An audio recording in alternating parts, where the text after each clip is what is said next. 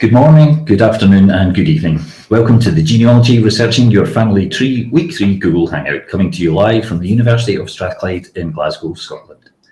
Today we are putting your questions to course leader Theresa McCabe and our special guest Chris Atkins, and they'll be discussing Week 3 of the course. Please feel free to ask questions using the Google Hangout question box, and we'll do our best to pass along as many of your questions as we can. You can also post your questions on Twitter using the hashtag FLGenealogy. So without further ado, I will now hand you over to your hosts today, Theresa and Chris. Hello everyone. Welcome to the Google Hangout number 2 really, but on week 3. As you can see, I'm here with Chris Atkins, star of our week by week experience. And I just want to give you sort of a general overview of how we're thinking things are going. And I have been saying it in my emails just about how impressed I am with the level of support and answering of questions that people have been giving in the discussion forums. It's really wonderful. And obviously we're not able to answer everybody's questions. So it's really good to have you all taking care of one another, as it were. But I have been taking down some ideas for Future Learn about things like being able to search for people and perhaps having a searchable list of different ideas that people are coming up with. So I will be passing on those ideas to Future Learn, and maybe some of those things will come up on courses in the future. So week 3, we've been looking at sources generally, and it is a general look at sources. Obviously, we can't go into depth on every country around the world, but I would encourage you to go off and look at things like the Family Search Wiki and Cindy's list if you have questions about how to find sources in different areas of the world.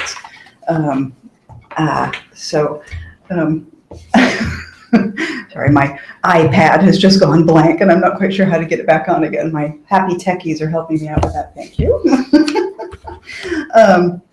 But some of the questions that people have input, I'll do my best to answer some of them as far as country-specific areas go. So since Chris is here, I know you're all keen to ask your questions, but first I would love for her just to give us an update on how things have been going for her since we did the filming, and also just anything generally that she has to say. So Chris, I'll pass over to you. Thanks, Theresa. It's lovely to see you again. Thanks. It has been quite a while. It's been, I am just amazed at the response we've had from the people on the online course. It's been fabulous. It's been very touching for me that people are enjoying my story.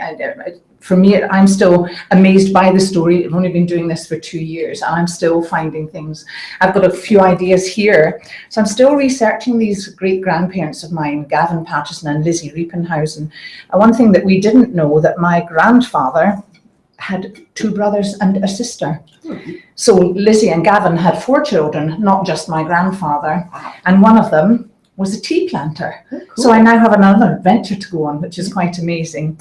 Maria, their daughter, sadly committed suicide, and Hugh was found dead in a hotel restaurant in Ayr. So rather a sad sort of family history there. Found dead? Found dead, yes. I think he must have been down there. I don't know whether he was drinking, and then he was found dead in the morning. So there was a registered corrected entry done on that death. I still can't find where Charles Senior, the Charles that came from Germany, I can't find out where he is buried, and that's this name change has thrown up some difficulties there. Must be in Aberdeen. His son Charles went back up to die in Aberdeen, and it must be buried up there with Maria Preston. So I need to have a trip to Aberdeen. So I've also got in touch with a cousin of mine that I haven't seen for 40 years. Cool. So I just typed Housen, as you do, to Google, and up came this chap's name with Housen. I didn't realise that we still had a family member with that name, and he's now in London, and they came up to Edinburgh a couple of weeks ago and we went through to meet him, and that was very emotional. His father sadly passed away quite a few years ago now. He had been in the army and had been stationed in Germany, and Tim had said to me that his father had tried to find out about the Hausen name, and he thought it was von Hausen. Hawson. So my cousin has been very impressed by the research and really quite amazed by what we found out about the family to date. So that's really everything. So a trip to Aberdeen, research into the family of Gavin and Elizabeth. I did find Elizabeth Hawson Patterson's grave. Where's that? That's so Gavin Patterson was buried in Greenock, which I think is going to come up, but his wife is buried where they lived in Prestwick with her 2 children, Hugh, who died in the pub, and Charles, who was a tea planter that I cannot find out anything about so far. And they're buried with the name Hawson, but Patterson at the bottom of the grave. Okay, so yes, I feel like the big family name thing, and the Hawson second names or something like that. Amazing. Yeah, well, it's good that that link continues. Yes. Yeah, great. But I think there are no Riepenhausens from this line of the family left. Of the original Charles, his sons, William died at sea. Charles never married. James we'll find out a bit more about. And of course, Elizabeth got married. So it's gone. Yeah. Well, but the genes continue. The genes continue. Which is a good thing. So excellent, great, wonderful. Well, is that sort of all your wrap up? Yes, on my father's side, that's what I've been doing. I mean, it's still. I'm also learning other tricks of the trade, like I've been using Evernote, but I now have an absolutely a massive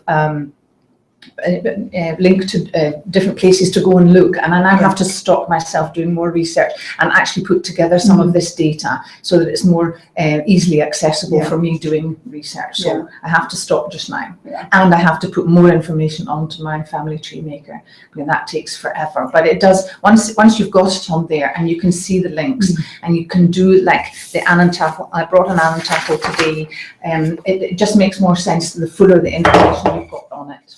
Yeah. Well, that's some of the things that I was noticing that people on the course were really impressed with, was your organizational capabilities, which I'm impressed with as well. So clearly that's the key. Stop researching for a little while, go off, organize, gather your thoughts, put things down either in paper tools or in software, and then realize what you don't have, and then go back and do more research. So kind of that leapfrogging back and forth. So you're a really good example to all of us. Thank you. Doing that. So yeah, great. Okay, well, we do have lots of questions from folks that have either come in over the last week on the site, and then also things coming in from the Hangout app and also on Twitter. So I suspect we won't be able to take all of them, but we'll give it a good college try and answer things. So let's see, a couple of things that I just wanted to pop off here. Firstly, let's see.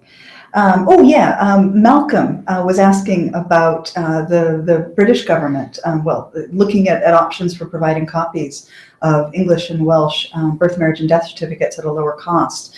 You're right. That legislation has been passed, and what I understand is that it's with the what's the exact word? The relevant government minister to come up with ways of making this possible. That act was called the Deregulation Act of 2015, and there's actually a really good briefing paper on the internet about that act and what it consists of. But it looks like at this point it's not. Well, I can't really tell how quickly that will be passed into reality, but hopefully soon, because £9.75 is a lot of money to pay, particularly if you're not sure if you're getting the right person. And what would be even better is obviously something like the Irish folks have put together, or Scotland and Scotland's people, with an online source for digitized documents. And I believe that was started back in 2007, maybe 2008, that kind of process of making something like that happen, but was put a big brake on when all of the massive what's the word I'm looking for? The financial systems across the world yes. basically fell into collapsing ruin, and we had no money any longer. So so hopefully that will come up and happen again. Another thing that I wanted to just touch on, because this brought it up, was getting mother's details onto birth certificates, marriage certificates in England and Wales. Up until, well, now the mother's names aren't put on those, which obviously isn't the case in Scotland, and that's just a boon for genealogists. So that's hopefully will happen at some point. There's another briefing paper that's out there about that, and hopefully that will happen. There's a private members bill that's come out, but as far as I know, that hasn't been passed. So anyway, that's something to lobby your government about if that pertains to you. So. So unfortunately, we've not been involved in the consultation on any of that, but hopefully that will happen soon. Somebody else was asking about the side-by-side new and old maps that Chris was using, excuse me, which are brilliant. It's not Google Maps, as somebody said in the forums. It's the National Library of Scotland's map library that provides that function, and it's such a fabulous website for maps, not just Scottish maps, but English, Irish, World War I, the fields of Flanders, I mean, just and many other ones than that. The National Library of Scotland website, Chris has said that they have really good step-by-step guides and tutorials on how to use those side-by-side things. Or overlay. Yes. Yeah. Well, I used it to find my Gavin Patterson's house in Prestwick, because when I went to visit the road, I knew where the road was, I knew the name of the villa that he lived in, and there was, of course, a row of houses, a big independent house, semi-detached houses, and through the overlay of maps I was able to show that actually when he lived there, these houses hadn't been built. It was the big house in the corner that they had lived in. But I think it's almost a trial and error, but they've got good information on how to do it. I think that's the best way.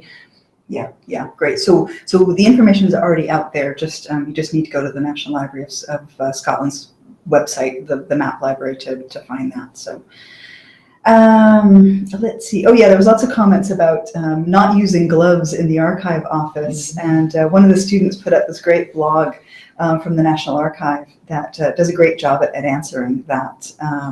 And that's certainly what I've heard from archivists now, is that people are requested not to use gloves because the gloves actually keep a lot of dirt on them. And I've noticed that too when I'm using old documents. Back in the day when I was using gloves, the gloves would just get filthy, and you would transfer dirt from one page to the other, which obviously isn't a good thing. And then it's true, you just start ripping pages.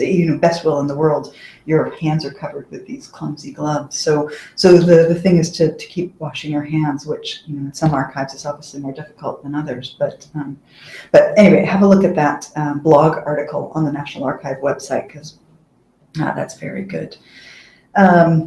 Someone else was asking, Jan was asking about accidents and deaths at sea, and at least in the United Kingdom, these deaths at sea are for English, Welsh, and Scottish people are dealt with by what are called minor records, and there's usually something that's a section for deaths at sea, and they're death certificates.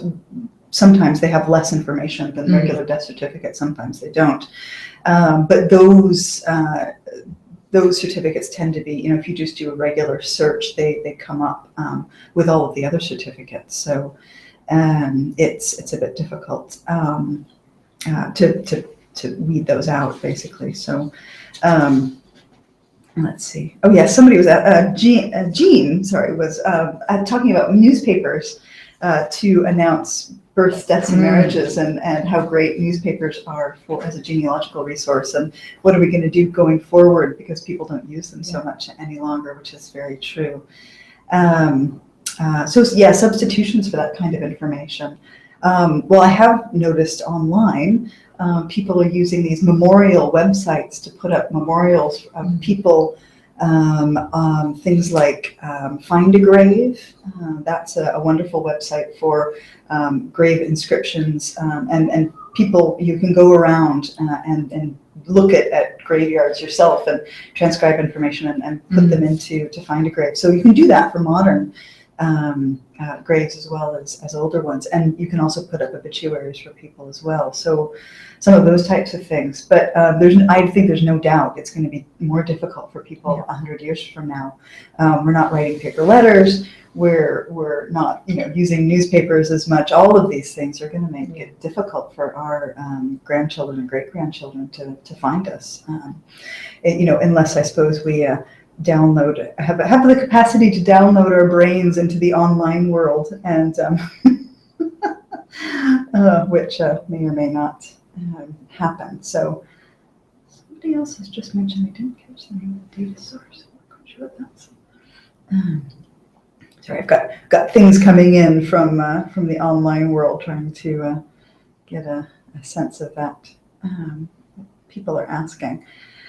Let's see. Chris, you had a couple of thoughts about using Facebook for genealogical research. Do you want to just chat about that? Am I allowed to mention some of the sites, or they're available to everybody? Yeah, absolutely. I've actually found Facebook quite useful. It was one of my genealogy friends that sort of put me onto this, and I've sort of joined quite a few pages now. There's a great one for me called Fairfields Heritage. Fairfields being one of the big Clyde shipbuilding companies, and my grandfather worked there. And it has fantastic photos coming on of old ships. So I'm sort of gathering them. I want to sort of find out which ones my grandfather worked on. There's places like Lost Glasgow, which puts on amazing old photographs. And I think there more and more cities are now putting these sort of pages on. There's genealogy groups from other countries. I'm sort of registered in quite a few, one in Canada in particular, where our Future Learn course was actually advertised. A lovely website called World War I Ayrshire, and the chat there is very helpful. I've got a great uncle who was killed in Gallipoli, and we always thought that he had shot himself by accident cleaning his rifle, and then somebody said, but you can't do that cleaning your own rifle. And this chat actually unearthed a newspaper cutting saying that my great uncle Bertie was actually killed by the man sitting next to him, and the bullet went through his lung and into the leg of the person. And so that was a very useful with this chat, and that's through Facebook. Lots of museums have pages on Facebook. Glasgow and West of Scotland Family History Society, so lots of the family history societies have their own page now. It's a good idea. It's a good way of finding out what's going on, what lectures are coming up, and asking questions that people might know of. Tracing UK ancestors. So there's definitely, I think, a place now for Facebook for genealogy. Yeah, definitely. That's great. Thank you. Yeah, I must admit that I'm not I'm on Facebook, but I'm not a real strong user of it. I tend to use other sources, much to my my mother's chagrin. She would wish that she's wishing that I'm on Facebook more often. Why aren't you on Facebook? So it's great to get ideas from somebody who's actually using it properly. I see that lots and lots of folks are asking about specific spaces and places. So the places that I was talking about with the Family Search Wiki, which we provided links to from various pages within the MOOC. And also Cindy's list, but other things that I would suggest people doing is think about taking a specialist course. There are lots of specialist courses out there that are offered through family history societies. And then there are societies that are been put together for people who have ancestry from a specific country. I know in the United Kingdom, there's a society called the Anglo-German Society, and they do courses for people who have German ancestry and live in the United Kingdom. And there are, I've looked at various other ones, a lot of them based in the United States, not surprisingly, for people, American Greeks, American Danes, all of these types of societies, and they all have run both good courses, but also have very good information on their websites. So what I would suggest doing is doing an online search for, genealogy society Greece, or genealogy society immigrants from Germany, or just something along those lines, and seeing what you come up with. So lots of different organizations offer wonderful information, and not just information, but experts as well, like the gentleman who helped Chris with her ancestor. I mean, these people are a lot of them are volunteers and are truly fine amateurs in that good old sense of the word, that they're not getting paid for what they do, but they have a passion for that subject, and they know about it. So yeah, definitely have a look for those. Let's see. There were a couple of questions about standards for dealing with name changes, and Chris has brought a couple of suggestions for how she dealt with her name changes in some of her documents, because some of you had questions about that. And Sharon's asking about a genealogical standard for dealing with name changes in records, like Chris's ancestors' surnames. Let's see. Here we go. Sharon was asking about recording the surname and the family group sheets. Do you write Rippenhausen or Hausen? Do you treat it like a legal name change? And there were a couple of other folks as well. So Chris, do you want to talk us through what you do? It's almost a trial and error for this one. I think for the Annentafel report that a lot of the websites will do, it's Rippenhausen, and then in brackets I'll put Hausen, Hansen, Husen, all the sort of anything. But if it's on a specific document, I will sometimes put whatever is on that document first, and then brackets on the Rippenhausen. So it kind of depends which document you're doing it. But the family group sheet, I definitely put the Rippenhausen name. Otherwise, it's going to get confusing for anyone reading it. Or if I'm sharing it with anyone, they're thinking, well, the Rippenhausens and the Hausens are two different groups or two different families. So the answer is I tend to use the given name, the birth name, and then put the other name in brackets. Or you can put the birth name in capital letters, and then even if you're putting Hausen first in small letter, lowercase letters, you know that Rippenhausen is the main name given there. Yeah. So it depends on what you're using the information for. But the family group sheet, I try to keep it to the true name. Yeah, and I would say if you're referencing as well, if you're putting down where you found a source in the reference, be sure to use the name as it's given in that source, because otherwise we won't, if you need to go back and find it again, you won't be looking on the name that's actually in the source, or it has been indexed. And I will say that there are standards for how you represent given names, place names, dates, and that kind of thing. Again, perhaps the best thing, I keep going back to the Family Search Wiki and Cindy's list, but there are for using nicknames, for people who legally change their name, for women that you don't know the first surname, like their maiden name. There's all of these different ways of dealing with those issues. So I think each sort of family tree maker has their own ideas as well, how they want your citation done. And that I find that quite difficult to learn, how to do that and how to make it work for the way I file my thing. So yes, it's as I say, it's trial and error in some ways. Yeah, definitely. And it's also what works for you as a genealogist, and your practice will develop over time. But the other thing to emphasize is consistency. If you start doing something, then either either keep doing it, or if you discover that it doesn't work for you after time, then go back and change things before, which is probably easier said than done in a lot of cases. And you know, Tahisha, that takes as much time as anything. I am now doing the sources column in my family tree maker, and in my excitement and my drive to begin with, they're all sourced differently. So I'm now having to go through and change them so they're all the same. Yeah. And I think it was in your course we put the date first, because then it puts them in chronological order. I had a lot of them with the name first, and then I was thinking, is that the old one, the young one, the old Patterson, so the date first. Yeah. And there are just different ways of doing referencing. So in week 6, we'll talk about referencing styles and how to sort of formally reference.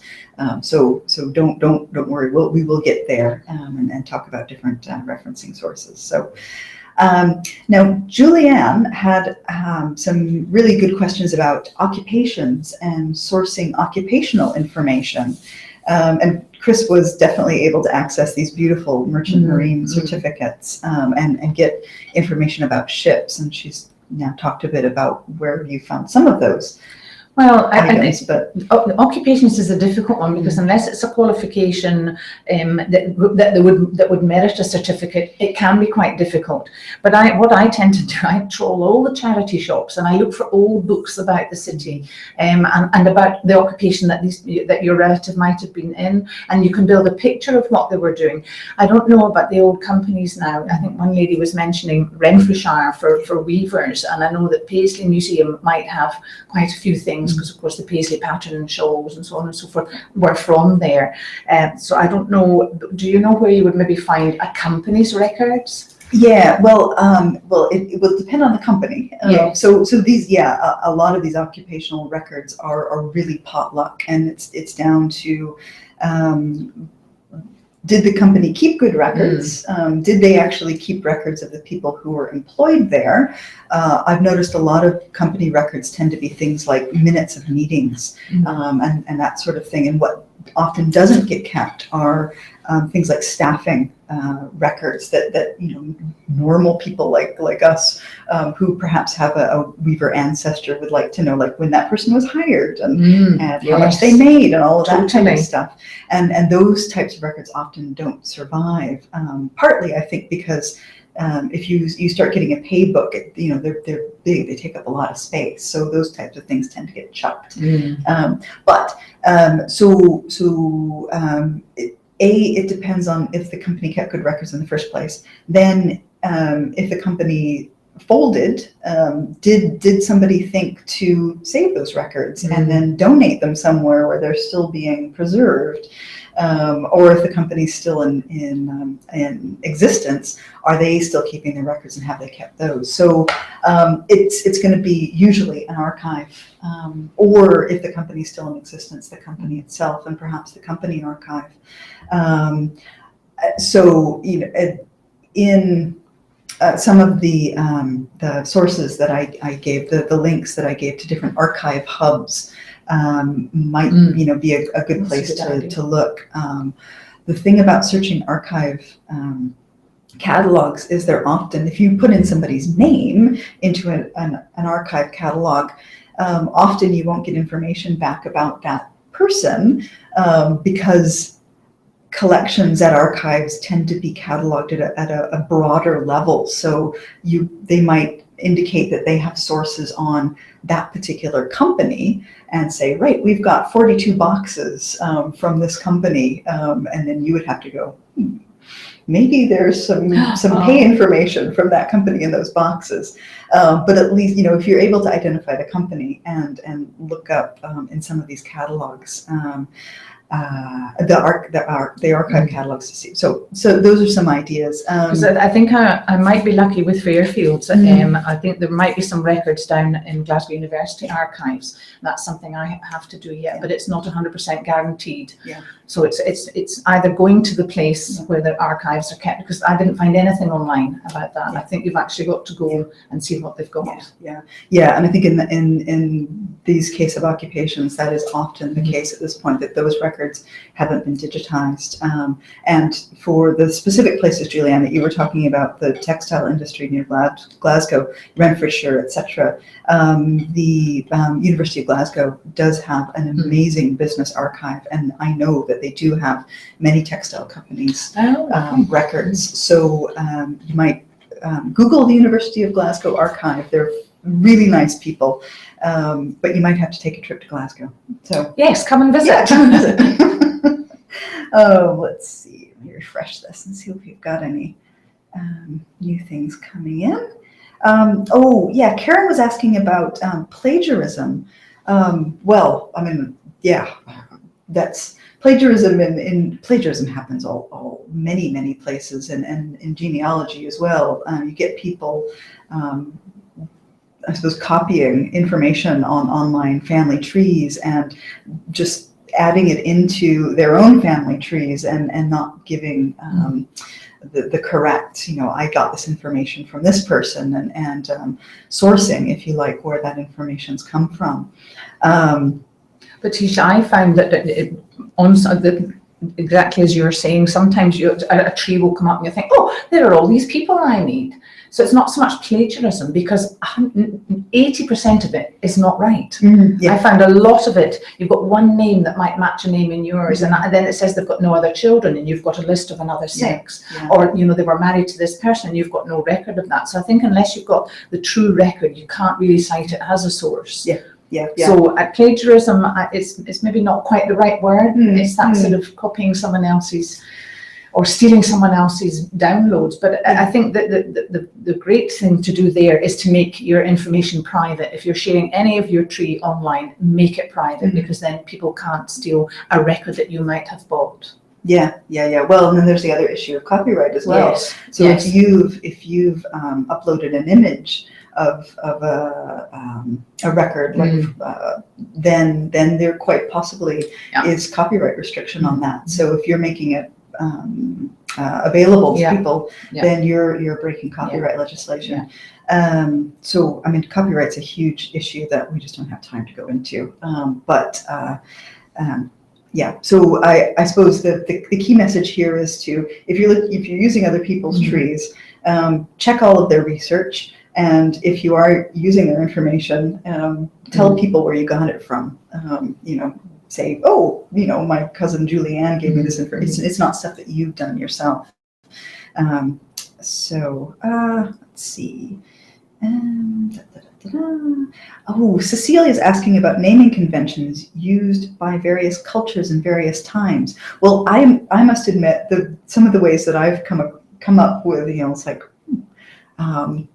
the Danish naming conventions and things like that is literally doing a web search on naming conventions, Denmark, and somebody sure as shooting will have done a great web page on naming conventions across time. And there's Scottish naming conventions, there's English naming conventions, and you wouldn't think those two would be different, but believe me, they are. And the thing to know about naming conventions is that sometimes a family would use them. Some families didn't use them at all, and sometimes a family would use the naming conventions for a couple of generations, and they would just give up on using them. So while they're a handy tool, and did you come across any naming conventions? Not really. I don't think it. No. There was nothing. That was untoward. Yeah. I mean, I've noticed in my family line, there are a couple of names that sort of recur. Alma is one of them, but there's not a real sort of convention, like it wasn't passed down to the third daughter or anything like that. So yeah, I would suggest just doing a web search on English naming conventions, and there'll be some good information come up. So let's see.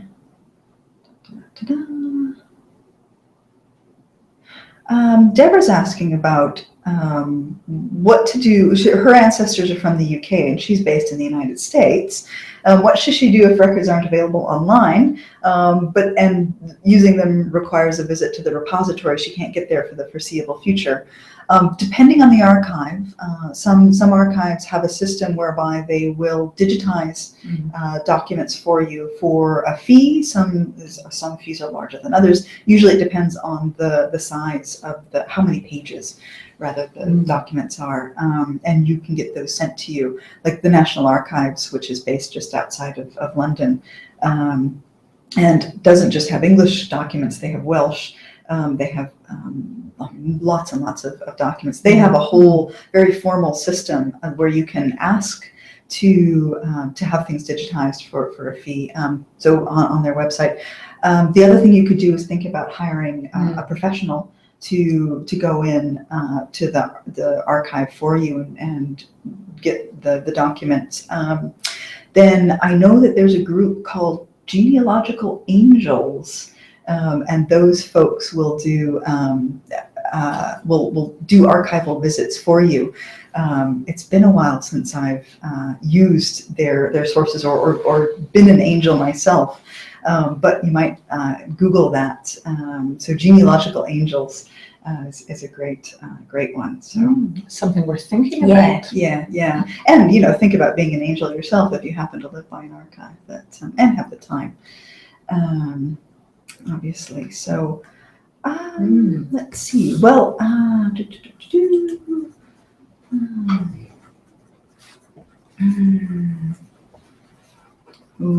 Trisha's asking about Irish records, right? So yeah, we've got probably time for one more question. And so Irish records, working on the postgraduate course, I have to say that the Irish lecture is one of the ones that I have to update every single year because so many Irish records are being digitized and being made available. It's just the rate of speed that is happening is incredible. I would suggest having a look at the National Archive of Ireland, which is based in Dublin. They have a very good information for genealogists on their website about how to get started doing Irish research. Also, the Public Record Office of Northern Ireland has many records, and they're fabulous. Another very good website giving lots of ideas about where to find information. And they actually have a lot of things that are digitized and available for free. So start out with those two things and see where those take you. Yeah, there's much more available than there was just even 5 years ago. It's the rate of change is incredible. So we've just got a few minutes left. I wanted to talk about where we're going in the next couple of weeks. Week 4, which is going to start on Monday, we're looking at genetic genealogy, and my colleague Graham is going to give us an introduction to that, which Chris has used now for her family, and get into genealogical proof standards. So get a bit in depth about proof and standards. And then in week 5, what are we doing in week 5? Oh yes, that's right. We're looking at how to move from straightforward genealogy, so birth, marriage, and death, and start putting a lot of the stories around your family context, putting the context into your tree, and looking at secondary sources and just building up the body of information. So that's a really fun week. We're going to go back to the Mitchell archive for that with a couple of videos, and they'll show us some of their sources. So yeah, some good stuff coming up. And then of course, Chris's story is just going to continue on, which has been fun. I love the family stories. Yeah. No, it is a great thing. And that's one of the things that I really appreciate. People on the course sharing their expertise and their stories as well. For me as a teacher of genealogy, just hearing people's family stories is fascinating. So thank you all very much for sharing that and being on the course. So for me too. Yeah, we're very pleased about all of that. And looking forward to more to come. Yeah.